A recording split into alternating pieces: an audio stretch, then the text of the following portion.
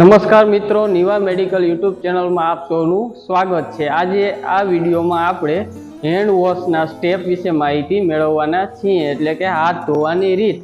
તો જે મેડિકલ એટલે હોસ્પિટલ કે ઓપરેશન થિયેટર કે કંઈ સર્જિકલ પ્રોસિજરમાં વર્ક કરતા હોઈએ ત્યારે જનરલી આપણે મેડિકલ અને સર્જિકલ હેન્ડ વોશ કરવા જરૂરિયાત ઊભી થતી હોય છે। તો હેન્ડ વોશ છે એ આપણે શા માટે કરવા જોઈએ, હેન્ડ વોશ છે એના કેટલા સ્ટેપ છે અને હેન્ડ વોશ કરવાથી આપણે શું ફાયદા છે તે તમામ માહિતી આપણે આ વિડીયોમાં મેળવવાની છે।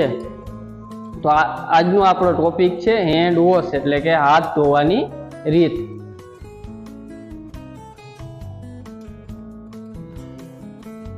હેન્ડ વોશના ટોટલ 4 સ્ટેપ હોય છે। તો હેન્ડ વોશ છે કઈ રીતે કરવાના, તો સૌથી પહેલા તો આપણે હાથ છે તેને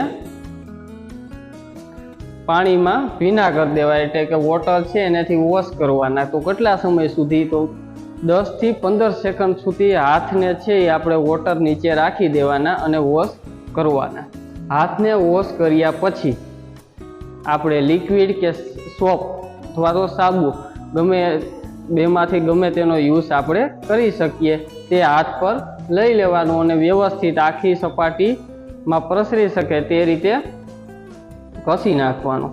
તે પછી આપણે હેન્ડ વોશના સ્ટેપ છે તે વ્યવસ્થિત રીતે સંપૂર્ણ પૂરા કરવા। તો સૌથી પહેલું સ્ટેપ છે rub hand palm to palm, એટલે કે હાથની હથેળી છે તેને ઘસવાની, એટલે કે બંને હાથની હથેળી છે વ્યવસ્થિત રીતે સામે ઘસવાની।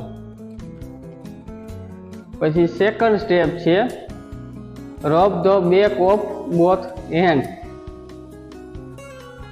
એટલે કે બંને હાથની, જે તમે પિક્ચરમાં જોઈ શકો એ બંને હાથ છે એને વારા ફરતી બરાબર પાછળની સાઈડેથી ઘસવાના।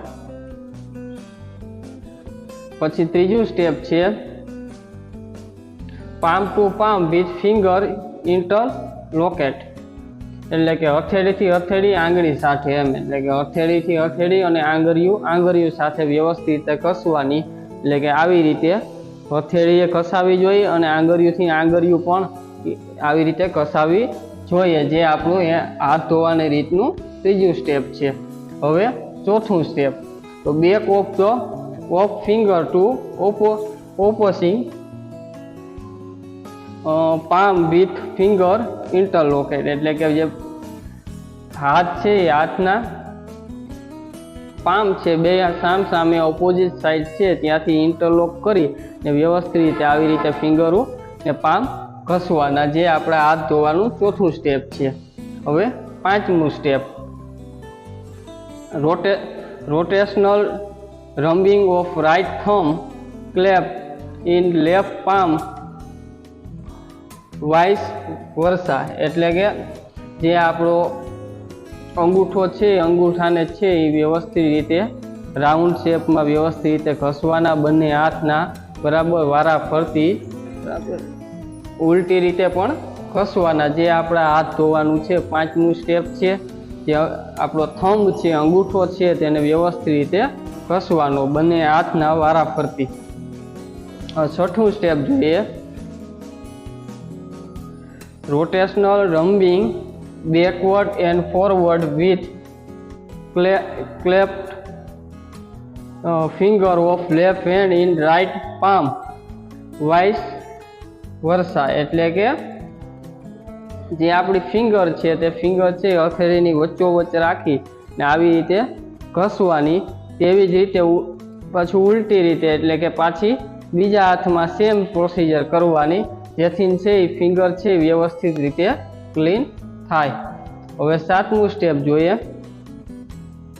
વાપ left hand over right wrist using rotation movement up to forearm vice versa, એટલે કે જે આપણા કોણી છે wrist છે તેને રોટેશનમાં બરાબર બંને સાઈડ ઉલટું ને સીધી રીતે બંને સાઈડ રીતે વ્યવસ્થિત રીતે ઘસવાના।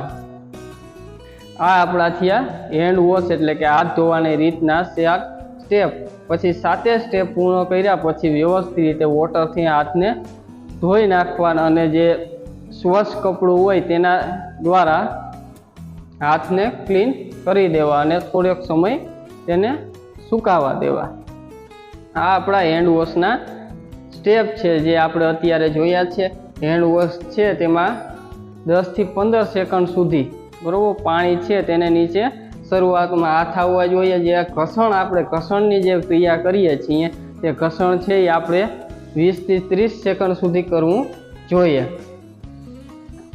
મેડિકલ હેન્ડ વોશ છે એ કમ્પ્લીટ રિસ્ટ સુધી એટલે કે ત્યાં સુધી આપણે કોણી સુધી નહીં પણ કાંડા સુધી આપણે કરવાના હોય છે। જ્યારે સર્જિકલ હેન્ડ વોશ છે તે આપણે એલ્બો એટલે કે કોણી સુધી આપણે કરવાના હોય છે।